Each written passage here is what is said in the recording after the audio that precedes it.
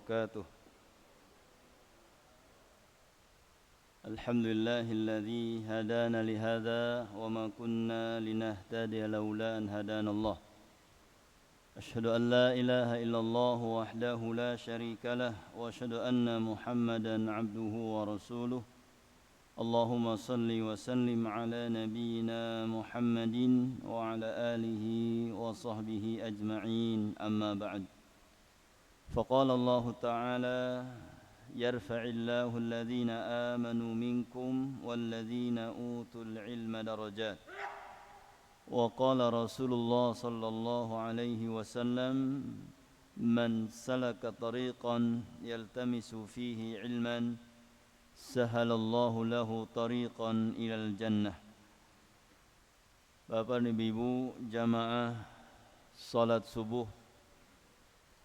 rahimani wa rahimakumullah. Alhamdulillah, di pagi hari subuh ini kita mendapatkan keberkahan dari Allah Subhanahu wa taala dengan diturunkannya hujan.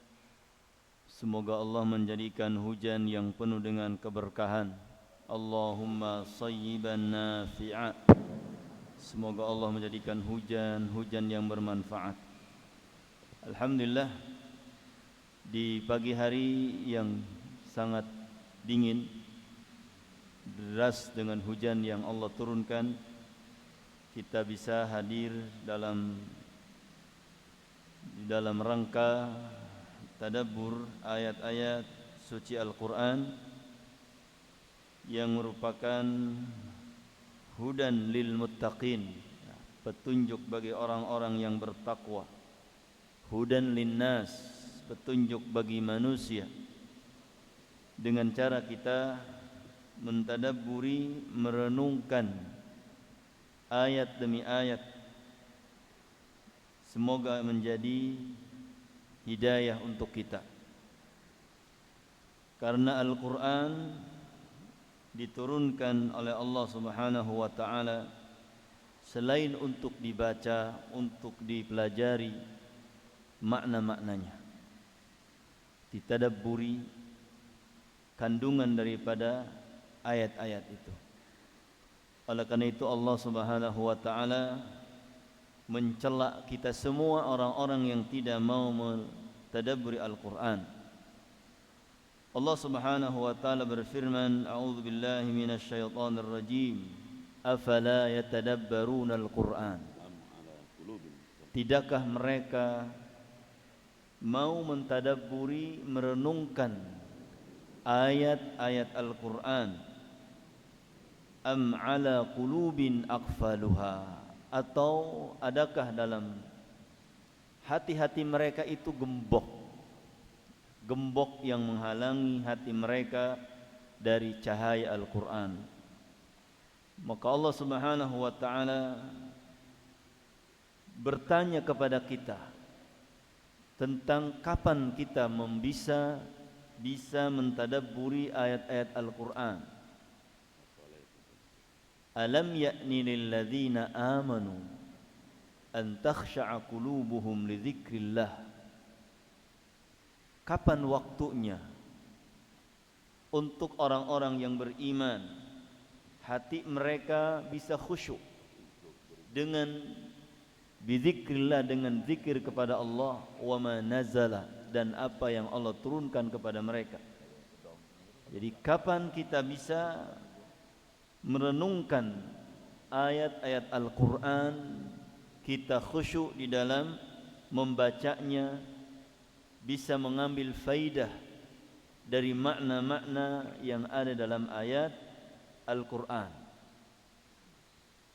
Oleh karena itu, sebagai usaha kita untuk mentadabburi ayat-ayat Al-Quran, kita membaca tafsir para ulama yang bisa insyaallah ta'ala memberikan kepada kita penjelasan dari setiap makna-makna atau dari makna setiap ayat-ayat Al-Quran, yang mudah-mudahan bisa menjadi hidayah untuk kehidupan kita.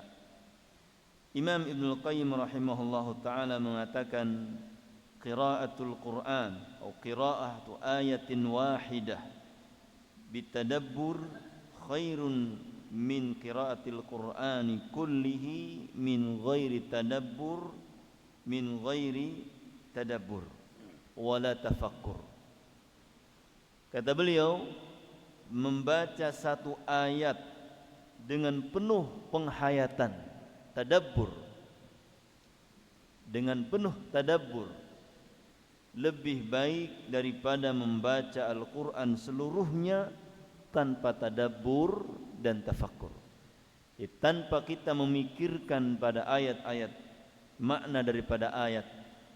Itu pembacaan terhadap satu ayat dengan penghayatan, pentadabburan lebih baik daripada membaca seluruh Al-Quran, karena ada faidah-faidah istimbat, hukum-hukum yang berkaitan dengan kehidupan kita. Satu ayat kita bahas, kita hayati, tadabbur, akan menjadikan kehidupan kita lebih baik, sebagaimana yang dicontohkan oleh beliau Ibnul Qayyim rahimahullah ta'ala mentadabburi satu ayat, iyyaka na'budu wa iyyaka nasta'in. Beliau tafsirkan satu ayat itu menjadi satu buah buku besar, yaitu Madarijus Salikin, terdiri dari 2 jilid, setiap jilid sekitar 500 halaman. Jadi satu ayat iyyaka na'budu wa iyyaka nasta'in dikaji sehingga menjadikan 2 jilid buku besar, yang ini menunjukkan agungnya ayat-ayat Al-Quran, yang ketika seorang berusaha untuk memahaminya, maka dia akan mendapatkan hidayah, petunjuk daripada Al-Quran. Semoga Allah Subhanahu wa ta'ala menjadikan kita orang-orang yang senantiasa mentadabburi Al-Quran dan mendapatkan hidayatul Quran. Ikhwati billah, jamaah salatul subuh rahimani rahimakumullah. Kita insyaallah melanjutkan pembahasan tafsir dari tafsir Ibnu Katsir. Kita akan memasuki surah Abasa. Surah Abasa yang berkaitan dengan seorang yang buta, Abdullah ibni Ummi Maktum. Kepada jamaah yang ingin membaca surah Abasa ayat 1 sampai 16 dipersilahkan. A'udzu billahi minasy syaithanir rajim. Bismillahirrahmanirrahim. Abasa wa tawalla an ja'ahul a'ma wa ma yudrika la'allahu yazzakka aw yadhakkaru fatanfa'ahu adh-dhikra amma man istaghna fa anta lahu tasadda wa ma 'alayka alla yazzakka wa amma man amana وأما من جاءك يسعى وهو يخشى فأنت عنه تلهى كلا إنها تذكرة فمن شاء ذكره في صحف مكرمة مرفوعة مطهرة بأيدي سفرة كرام بررة. Jazakallah khairan. Surah Abasa diambil dari ayat pertama Abas, yaitu bermuka masam. Wahiyya Makkiyah, yaitu surah Makkiyah yang diturunkan sebelum hijrah Nabi.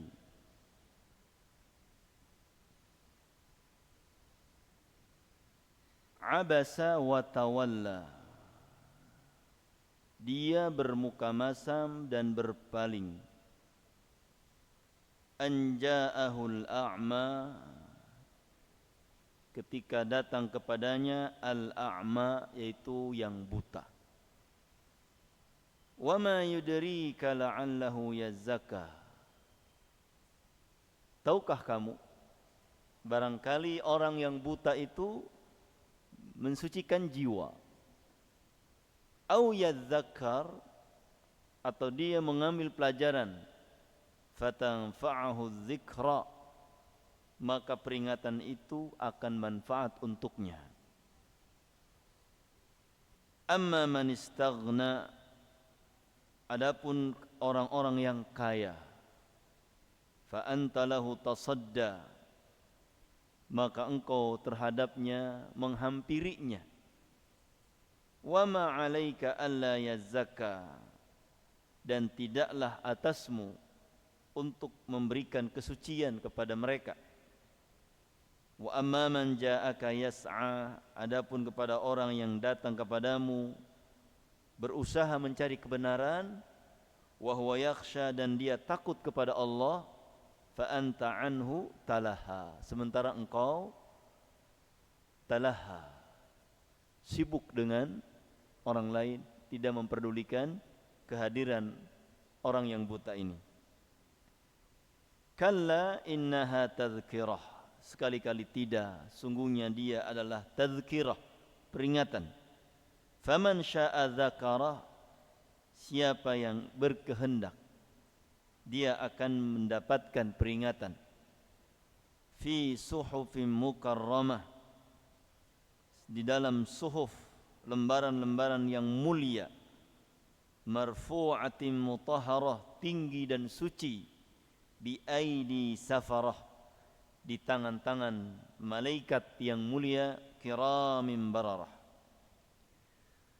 Qala Ibnu Katsir, berkata Ibnu Katsir, semoga Allah merahmatinya, dzakara ghairu wahid minal mufassirina, menyebutkan para ulama tafsir, anna Rasulullah sallallahu alaihi wasallam, bahwasanya Rasulullah sallallahu alaihi wasallam kana yauman yukhatibu uzama'a Quraisy, pada suatu hari beliau sedang berbincang-bincang dengan pembesar-pembesar Quraisy.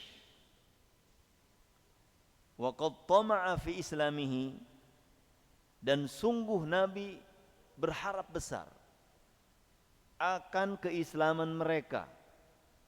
Jadi orang-orang Arab di zaman dahulu, ketika mereka tahu ketua sukunya Islam, mereka akan ikut semua. Ini orang-orang terdahulu. Aus, Khazraj, hanya satu yang Islam di antara mereka, yaitu ketuanya, maka semua ikut masuk Islam. Itu fanatik mereka besar sekali. Nah, maka ketika Nabi berdakwah kepada pembesar-pembesar Quraisy, kalau orang-orang Quraisy ini, pembesar-pembesarnya menerima dakwah Nabi, maka insya Allah kaum-kaumnya itu akan ikut. Itu kebiasaan orang-orang Arab. Maka Nabi berusaha untuk berdiskusi dengan orang-orang Quraisy pembesarnya, seperti Abu Lahab atau Walid bin Mughirah dan yang lain-lain. Nah, kalau mereka ini takwa iman kepada Allah atau Islam kepada Allah, masuk Islam, maka tentunya akan memudahkan Nabi berdakwah. Wa qad tama'a fi islami, Nabi berkeinginan berat agar mereka itu masuk Islam. Nah, ketika Nabi sedang ngobrol sama pembesar-pembesar Quraisy, ternyata ada orang yang datang. Fa bainama huwa yukhatibuhu wa yunajihi id aqbala ibnu ummi maktum. Tiba-tiba Abdullah ibnu ummi maktum datang. Ya, karena beliau ini seorang yang buta. Ya, sehingga tidak lihat di situ ada siapa tamunya. Nah, beliau sudah datang jauh dari rumahnya ingin bertemu dengan Nabi, ingin mendapatkan pencerahan. Ternyata Nabi sedang sibuk menerima tamu-tamu besar. Wa kana mimman aslama qadiman. Beliau termasuk orang yang masuk Islam terdahulu. Jadi Abdullah bin Maktum termasuk orang yang pertama-tama masuk Islam. Dan faja'ala yas'alu Rasulullah sallallahu alaihi wasallam an syai'in wa yulihu alaih. Beliau mulai bertanya kepada Nabi tentang sesuatu urusan agama, dan Ibnu Ummi Maktum itu terus minta ilhah, terus-menerus minta. Ya, jadi tidak hanya sekali mintanya, ya Rasulullah ajarkan saya, Rasulullah, ya Rasulullah ajarkan saya terus, sebelum ada jawaban iya, maka terus minta. Ya, ini ilhah. Wa wadda an-nabiy sallallahu alaihi wasallam an law kaffa sa'atahu tilka. Nabi itu ingin seandainya Abdullah ibni Ummi Maktum ini berhenti untuk waktunya beliau, liyatamakkana min mukhatabati dzalikar rajul, untuk bisa berbicara dengan orang-orang pembesar Quraisy. Tama'an wa raghbatan fi hidayatihi, karena beliau ingin mereka ini masuk Islam. Wa abasa fi wajhi Ibni Ummi Maktum. Nabi bermuka masam kepada Abdullah ibni Ummi Maktum, wa a'rada anhu, berpaling dari Ibnu Ummi Maktum, wa aqbala 'alal akhar, dan menghampiri yang lain. Maksudnya tadi pembesar Quraisy yang Nabi terima dan Nabi ingin mereka Islam, sementara Ibnu Ummi Maktum dicuekin. Nah, maka Allah Subhanahu wa taala menegurnya. Ini bukti bahwa Al-Quran turun dari Allah, bukan dari Nabi, bukan perkataan Nabi. Ya. Seperti yang diklaim oleh orang-orang Barat orientalis, Abraham Geiger, Noldek, Jeffrey Arthur. Mereka mengatakan bahwa Quran adalah bikinan Nabi. Banyak ayat-ayat yang berkaitan dengan aib Nabi. Kalau itu perkataan Nabi, buatan Nabi, gak mungkin ngabarkan tentang keburukannya. Nabi diingatkan oleh Allah dengan beberapa kasus, termasuk diantaranya ini, aib ini. Tapi ada dalam Al-Quran. Berarti yang mengatakan ini bukan Nabi. Karena kalau pengarang kitab, mustahil dia akan memberikan aibnya sendiri, menceritakan aibnya itu. Maka di sini Allah menegur. Ya, menegur. Jadi sikap Nabi itu tidak baik. Maka Allah menurunkan ayat abasa wa tawalla an ja'ahul a'ma wa ma yudrika la'allahu yazakka. Banyak, ada beberapa ijtihad Nabi dalam kehidupan beliau yang itu tidak diridai oleh Allah. Pertama ini, beliau beristihad karena ini ada orang-orang pembesar Quraisy ingin masuk Islam sehingga nanti dakwah Islam akan mudah, sementara ini udah Islam. Ijtihad beliau meninggalkan Abdullah ibn Maktum dan menghampiri pembesar Quraisy. Tapi ijtihad ini salah. Langsung ditegur oleh Allah. Kemudian yang kedua adalah ketika Nabi mengizinkan orang-orang munafik untuk tidak perang Tabuk. Ada orang munafik, ya Rasulullah, kebun kurma sedang mejeh-mejeh narek panen. Udah mengkel-mengkel nih, kalau saya tinggalkan, perang itu kan 4 bulanan. Kalau saya tinggalkan nanti hancur, nggak ada yang manen. Enggih, kata Nabi, enggih. Ya silahkanlah. Datang lagi, ya Rasulullah. Di rumah saya nggak ada laki-laki selain saya. Perempuan semua, takut ada yang ini. Silahkan. Setiap yang datang kepada Nabi minta izin, diizinkan. Ijtihad Nabi. Akhirnya Allah menegurnya. Afallahu anka. Semoga Allah memaafkanmu, wahai Muhammad. Lima adzinta lahum. Kenapa engkau izinkan mereka? Nah, teguran dari Allah. Salah ijtihad Nabi. Kemudian diantaranya adalah tentang atau dalam surah At-Tahrim. Nabi berijtihad ketika istrinya Aisyah dan Hafsah memboikot Nabi. Ketika datang kepada Hafsah dan Aisyah, mereka mencium madu.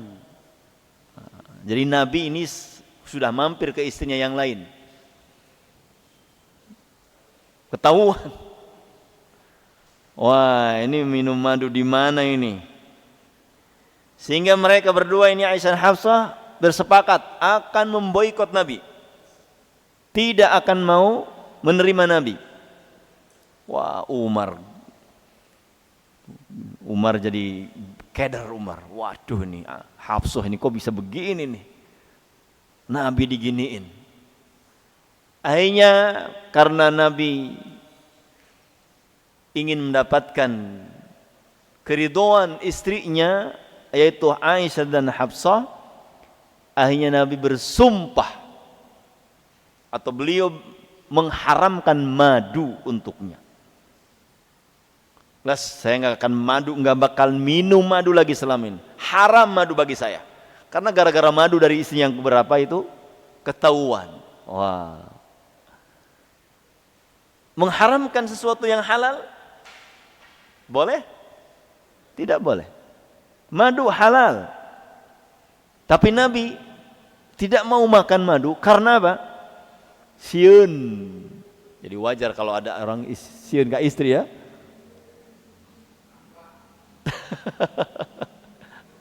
Takut ka'wa. Istiqomah katanya. Istiqomah. Baik. Ikatan suami sieun. Nah, ketika Nabi mengharamkan madu, maka Allah turunkan ayat sebagai teguran. Ya ayyuhan nabiyyu lima tuharrimu ma ahallallahu laka tabtaghi mardati azwajik. Wahai Nabi, kenapa engkau haramkan yang Allah halalkan? Hanya karena mencari keridhaan istri-istrimu. Itu beberapa contoh dari ijtihad Nabi yang Allah tegur. Alhamdulillah jadi Nabi mah enak. Ditegur langsung sama Allah. Ya, kalau selain Nabi susah ditegurnya ya. Kebablasan. Ya, apalagi yang negurnya anak bau cikur. Wah, ini enggak bisa nih, ya. Maka ijtihad Nabi ini menunjukkan bahwa Al-Quran itu bukan perkataan Nabi, melainkan perkataan Allah. Allah turunkan kepada Nabi sebagai wahyu. Ketika Nabi menyimpang, Allah luruskan. Nah. Kemudian Yazakka ay yahsulu lahu zakatun wa taharah. Dia mendapatkan kesucian jiwa. Abdullah bin Maktum datang kepada Nabi bertanya tentang agama, mungkin akan menjadikan hatinya suci. Sementara ini yang kaya-kaya ini enggak bisa menyentuh atau tidak tersentuh dengan iman. Au yadzakkaru fatanfa'ahu dzikra au yahsulu itti'adhu wanjijaru anil maharim, atau dia mendapatkan nasihat-nasihat dari hal-hal yang mungkin ada yang haram, diingatkan oleh Nabi, beliau menjauhkannya dari yang haram. Amma man istaghna, adapun orang yang kaya, amal ghani, adapun orang yang kaya, fa anta tata'arradu lahu, engkau menghampirinya, menyambutnya dengan baik, la'allahu yahtadi, Nabi mengharapkan supaya orang ini mendapatkan hidayah. Karena kalau orang kaya hartanya bisa dijadikan penopang dakwah, hartanya. Karena dia orang hebat, kekuasaannya, kedudukannya bisa menjadi penopang dakwah. Orang-orang kaya. Maka Nabi mengharap itu. Wa ma 'alaika alla yazakka ma anta bimutalab bihi, tidaklah engkau dituntut untuk membersihkan mereka. Artinya mereka harus Islam, tidak. Idza lam yahsul lahu zakah, karena mereka itu enggak akan dapat kesucian jiwa. Yang disebutkan di dalam cerita ini semuanya enggak Islam. Ya, semuanya mati di atas kekufuran. Abu Jahal, Abu Lahab. Wa amma man ja'aka yas'a, adapun yang datang kepadamu dengan berusaha untuk mendapatkan kebenaran, wa huwa yakhsha yaqsuduka wa ya'ummuka liyahtadiya bima taqulahu, datang kepadamu supaya mendapatkan hidayah dengan apa yang engkau ucapkan. Fa anta anhu talaha, sementara engkau dari orang itu tatasyaghal, menyibukkan diri dengan yang lain. Wa min huna amarallahu ta'ala rasulahu sallallahu alaihi wasallam alla yakhussa bil inzari ahadan. Dari sini Allah merintahkan kepada Nabi supaya tidak mengkhususkan peringatan atau dakwah itu kepada seorang saja, artinya kepada orang-orang tertentu saja, tidak. Bal yusawi fihi baina syarifi wad dhaif, bahkan sama, dakwah itu sama untuk orang yang mulia, yang punya kedudukan maupun yang tidak punya kedudukan. Wal faqir wal ghani, yang kaya maupun yang fakir berhak mendapatkan dakwah. Wasada wal abid, tuan ataupun hamba, budak hamba sahaya. Warrijali wan nisa, laki-laki maupun perempuan. Wasigari wal kibar, anak kecil maupun yang tua. Jadi tidak ada pembedaan. Semua dakwah itu harus disampaikan kepada orang-orang. Tidak dipilih hanya orang kaya saja atau hanya pejabat saja, tidak. Harus semuanya bisa menikmati indahnya hidayatul Islam. Summallahu ta'ala yahdi man yasha'u ila siratim mustaqim. Kemudian Allah berkehendak memberikan hidayah kepada orang-orang untuk menuju kepada jalan yang lurus. Walahul hikmah al-balighah wal hujjah ad-damighah. Allah memiliki hikmah yang sangat indah, yang sangat agung, memiliki hujjah, kekuatan argumen yang sangat tajam. Kemudian disebutkan oleh Abu Ya'la dari Qatadah, dari Anas bin Malik tentang firman Allah Ta'ala, abasa wa tawalla, ja'a ibnu ummi maktum, datang kepada Rasulullah ibnu ummi maktum. Beliau adalah muadzin Rasulullah sallallahu alaihi wasallam.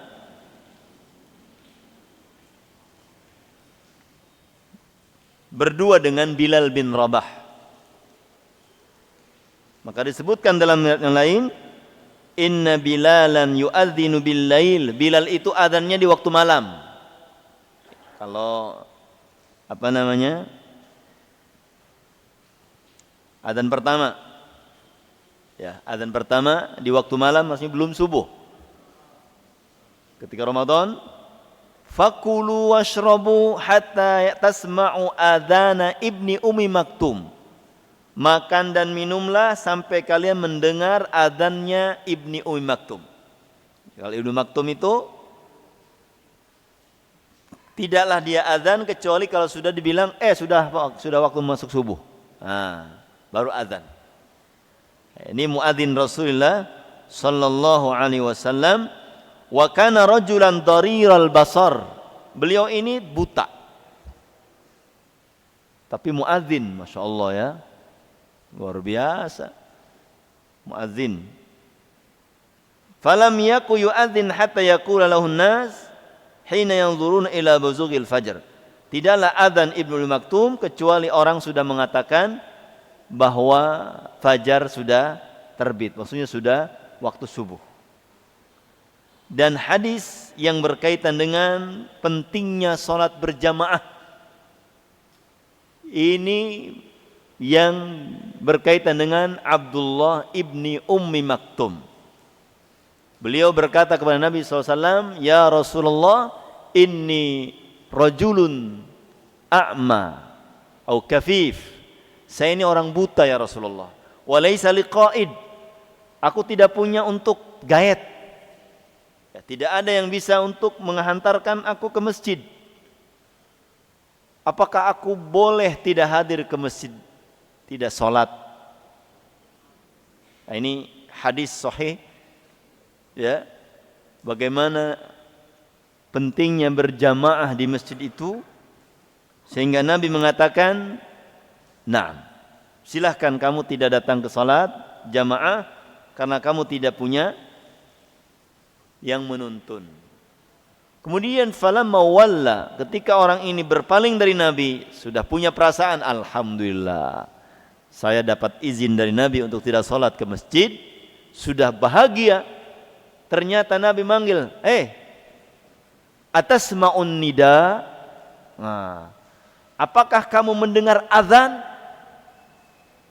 Nggak pakai speaker dulu azannya, naik ke luhur. Ya, kata dia, na'am. Iya, aku dengar azan. Fa'ajib. Kalau begitu wajib kamu datang ke masjid. Masya Allah. Orang buta suruh datang ke masjid. Ya, datang ke masjid tiap waktu sholat. Masya Allah. Nah, dan sudah punya tetangga yang di komplek di sana ada orang buta. Masya Allah. Subuh itu udah azan. Luar biasa. Dan ngimam, Pak. Ya, ngimam. Ya, setiap subuh ini nggak ada yang nuntun. Kadang istrinya mau ke masjid di sana, dia di sini. Ada musola, ada masjid. Istrinya di sana, dia di sini. Itu jalannya turun, ya turun. Tapi bisa, Masya Allah ya, dengan instingnya dia bisa mengenal ini rumah, ini bukan, Masya Allah ya. Orang buta tuh tajam. Ya. Kalau kita mah pura-pura gitu, susah nanti. Bablas. Saya coba, saya tes itu. Kemana eta? Rumah orang, kenapa Sunda eta naga. Salah. Sok bodor bae ustaz itu. Kok bisa lihat dia? Kok bisa gitu? Pas di depan pintu itu tertarik ke situ gitu. Masya Allah. Dicandain tuh malah, wah ustaz bodor baik gitu. Masya Allah. Terus saya bilang, kumaha eta bisa ka ditu ka masjid? Datang ke masjid eta bisa kumaha? Atuh cenah kumaha bae lah cenah. Nanaon ieu dihareup kieu Pak. Jadi kalau ada mobil dia nggak tahu sebelumnya ya mantog. Jeduk, aduh, naon ieu. Jadi biasanya nggak ada mobil di depan rumah warga, ternyata ada mobil, nah mantog dia. Tahu mantog ya? Kejedut.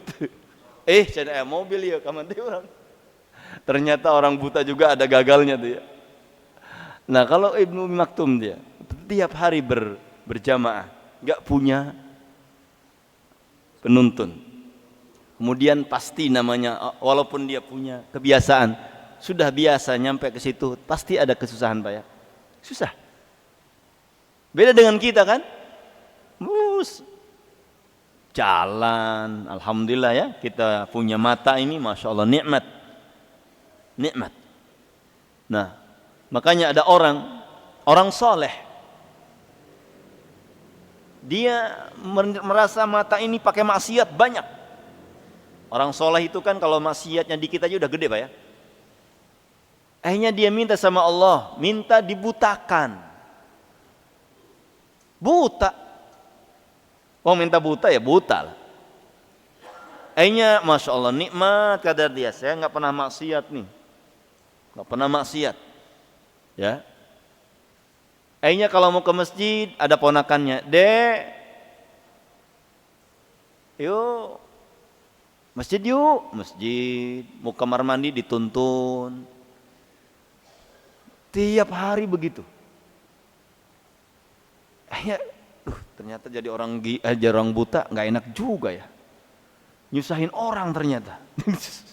Nyusahin orang kan. Ponakannya sedang main, dipanggil, ya, untuk anterin ke masjid, untuk anterin kamar mandi. Akhirnya udah beberapa bulan merasakan betapa tidak nikmatnya jadi orang buta, minta lagi sama Allah. Ya Allah, ternyata aku jadi orang buta nyusahin orang. Tolong balikin lagi ya Allah penglihatan saya. Masya Allah, Allah ijabah. Luar biasa, siapa yang mau nyoba? Kalau ada yang mau nyoba kita khawatir yang keduanya nggak ijabah. Yang pertamanya diijabah, minta buta. Yang kedua, minta tidak buta, minta sembuh. Kita sembuh. Ya, jadi udah jangan minta-minta lah udah.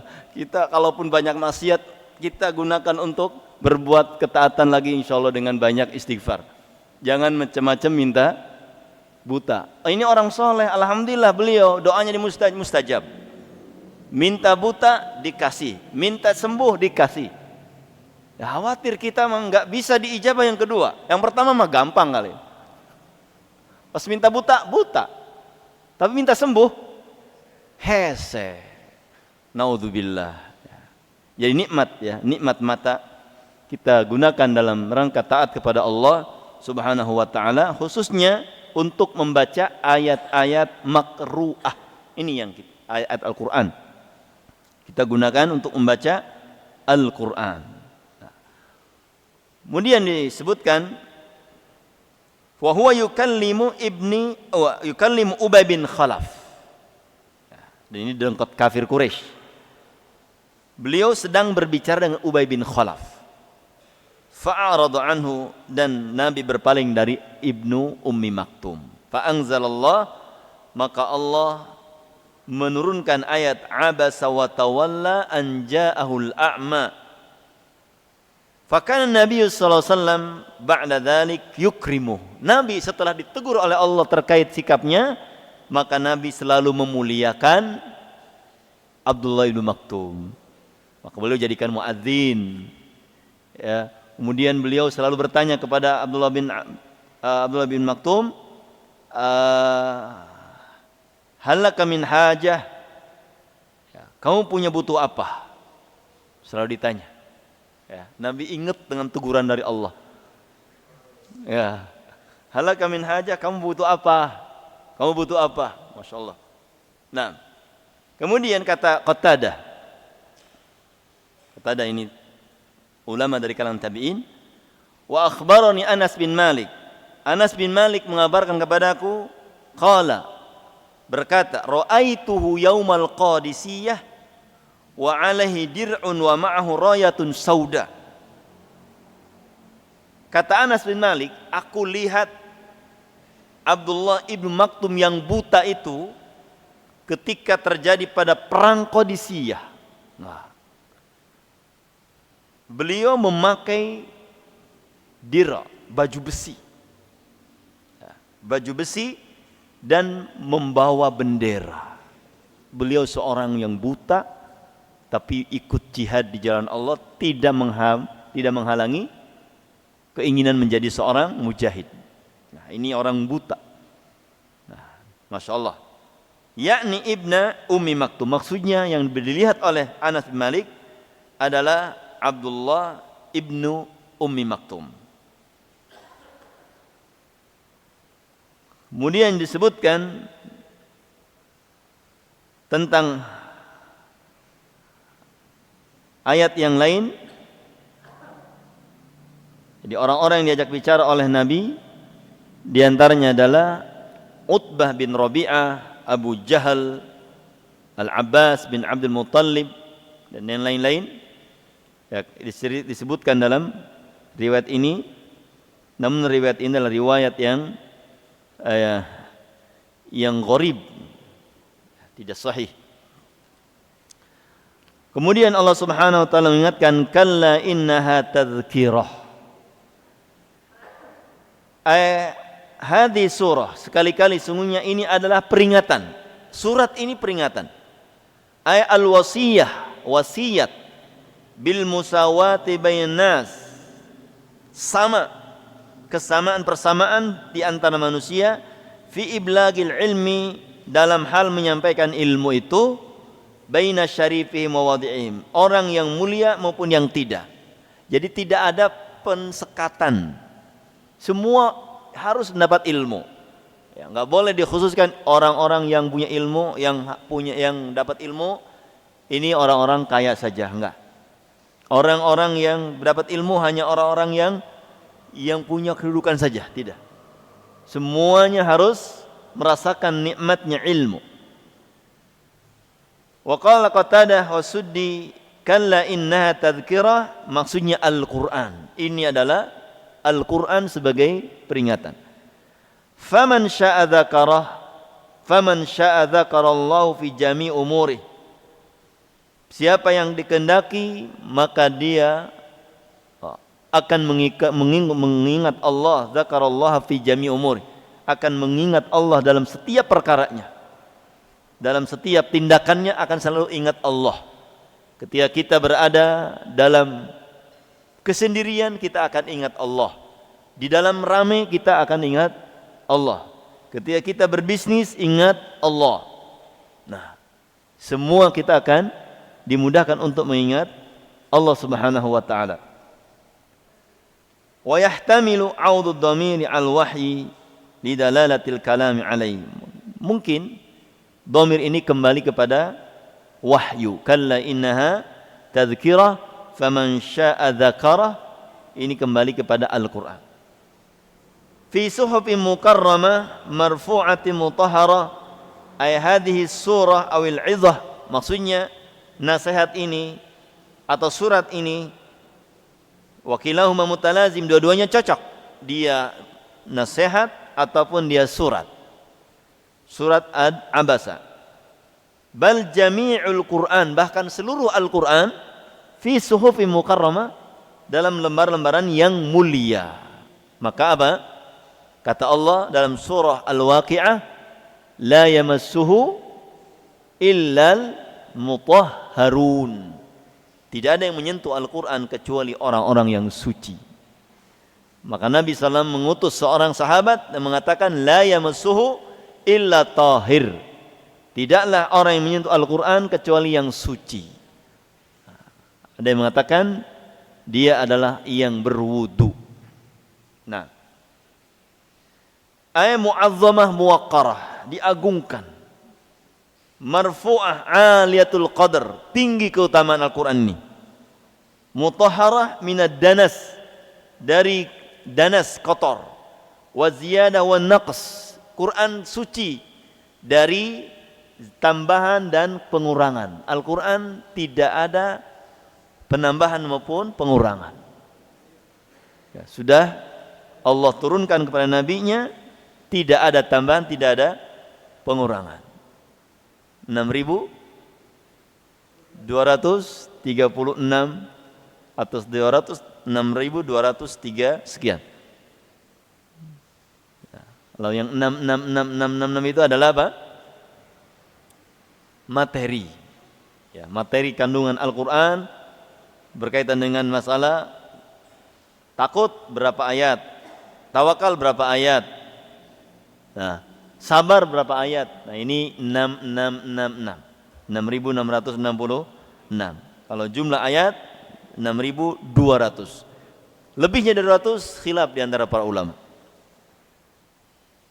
Nanti ibu-ibu kalau lomba cerdas cermat ya, ditanya sabara ayat Al-Quran 6.200 sekian. Lebihnya 36, 38, 46 dan lain-lain. Adapun 6.666 ini adalah mencakup materi-materi dalam Al-Quran.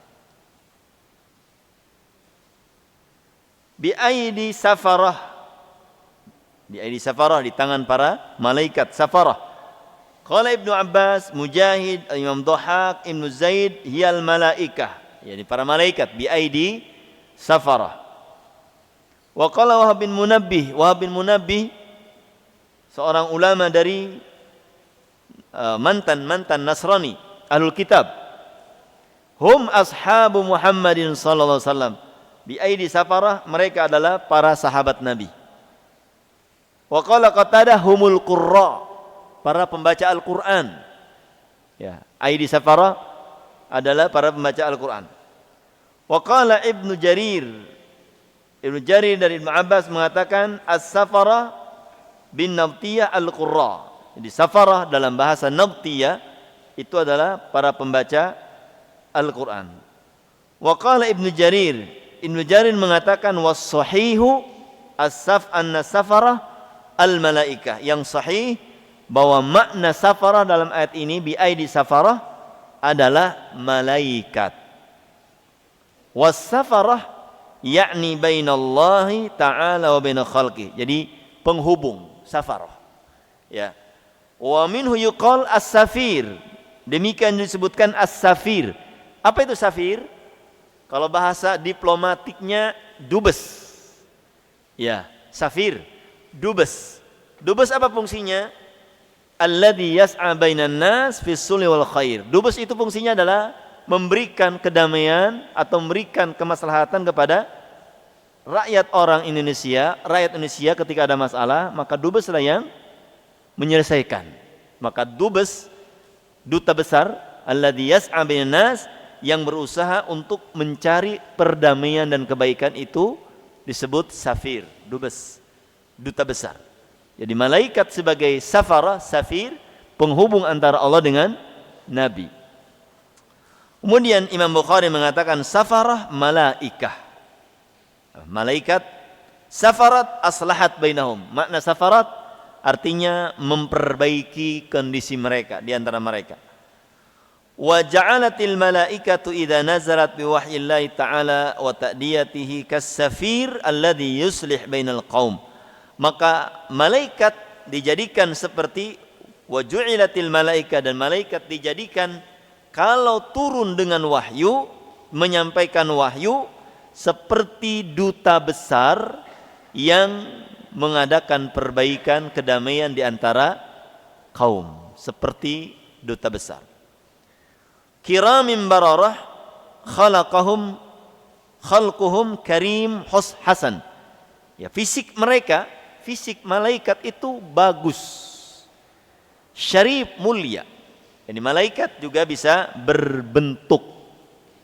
Ya, malaikat berjenis, berjisim. Seperti dalam surah Fatir, alhamdulillahi fatiris samawati wal ard, ja'ilil malaikah ajnihatan masna wa thulatha wa ruba' yazidu fil khalqi ma yasha. Segala puji bagi Allah yang menciptakan langit dan bumi, menjadikan malaikat-malaikat itu memiliki sayap-sayap. Ada yang 2, ada yang 3, ada yang 4, dan Allah berkehendak menambah daripada 4 dan selanjutnya. Bahkan Jibril memiliki sayap berapa? 600 janah, 600 sayap. Ini malaikat berbentuk. Nah, kemudian menjelma malaikat bisa menjadi manusia yang gagah-gagah. Ya, yang gagah. Wa akhlaquhum wa af'aluhum barah tahirah kamilah. Akhlak mereka, perbuatan mereka bagus, bersih, sempurna. Karena mereka apa? La ya'sunallaha ma amarahum wa yaf'aluna ma yu'marun. Taat kepada Allah malaikat. Enggak pernah membangkang kepada Allah. Wa min huna yanbaghi li hamil Quran, dari sini kata beliau hendaknya sebagai penghafal Al-Quran yang memiliki Al-Quran ayyakuna fi af'alihi wa aqwalihi ala sadadi war rasyad, ucapannya, perbuatannya betul-betul di atas petunjuk, benar, jauh dari perbuatan-perbuatan buruk, ya jauh daripada perkataan-perkataan buruk. Seorang hamilul Quran, pembawa Al-Quran. Jadi di kalangan para ulama, para penghafal Quran itu bukan hafid. Ya, kalau kita sekarang menyebutnya hafid Quran, yang hafal 30 juz disebut hafid. Kalau di zaman sahabat dulu atau di kalangan para ulama terdahulu, para penghafal Quran itu disebut hamil. Bukan hamil begini. Ya, pembawa Al-Quran. Bukan hafid, hamil. Nah, maka Imam An-Nawawi rahimahullah ta'ala, Imam Nawawi, Abu Zakaria Yahya bin Syarafuddin An-Nawawi, Nawa ya. Nah, dari Nawa, bukan dari Nawawi sini, Cinere. Kenara, Cinere lagi. Tenara, bukan Nawawi itu. Ya. Membuat sebuah buku namanya At-Tibyan fi Adabi Hamalatil Quran. At-Tibyan, penjelasan tentang adab-adab para penghafal Al-Quran. Jadi bukan hafid. Jadi kalau ada yang hafid Quran disebutnya hamil. Hafid itu penghafal hadis yang dia memiliki ratusan ribu hadis. Minimal 300 ribu hadis dia hafal, disebut dengan hafid. Hafid. Ya, jadi kalau hafid, itu penghafal hadis. Hakim al-Hafid, Ibnu Hajar al-Hafid, jadi hafid, penghafal hadis. Hafal Quran enggak mereka? Ya tentulah. Quran udah biasa di kalangan mereka. Ya, udah biasa di kalangan mereka. Ya. Saya pernah dengar dari orang-orang bahwa di Kudus bukan di Palestina, bukan. Di Quds, ya, di Kudus itu hafalan Quran yang punya 30 juz itu udah biasa katanya. Jadi mereka tiap maghrib di zaman dulu ya, zaman dulu bukan sekarang. Dulu itu mereka samaan dengar Quran. Kayak kita dulu, kita waktu kecil itu ke guru-guru, itu mereka hafal Quran berjuz-juz itu udah biasa katanya. Jadi hal-hal yang biasa, rumah-rumah itu udah diisi oleh para hafid Quran, hafid Quran, pada hamil Quran, hafal Quran. Nah, kalau di Malimping kayaknya susah dapat hafil Quran tuh, susah. Bahkan kita nggak pernah dikenalkan dulu tentang bagaimana kemuliaan membaca menghafal Quran, enggak. Dulu kita menghafal Quran itu hanya surat Yasin, Waqiah, Al-Mulk, Qulhu, Qul Falak bin Nas. Ayat kursi. Itu aja. Selainnya enggak, cuma dibaca doang. Masya Allah. Ya. Qadarullah, seandainya dulu saya kenal tentang hafid Quran, mungkin udah lama hafid Quran itu. Cuma sayang, qadarullah itu. Yang ada adalah lagam, kiroah. Oh, kalau kiroah mah rame di Malingping mah. Ya. Oh, itu beda di Serang apalagi. Ada kori-kori internasional, ya. Tapi hafid Qurannya nggak ada di Malingping dulu. Sekarang alhamdulillah banyak. Sudah banyak alhamdulillah. Nah, ini para penghafal Quran di zaman-zaman dahulu itu asing banget. Maksudnya asing itu hebat. Ya, Masya Allah. Kalau ada yang hafal Quran tuh sampai nyembelih embe. Ya, baru 30 juz 30 udah nyembelih embe. Kalau 30 juz kebo.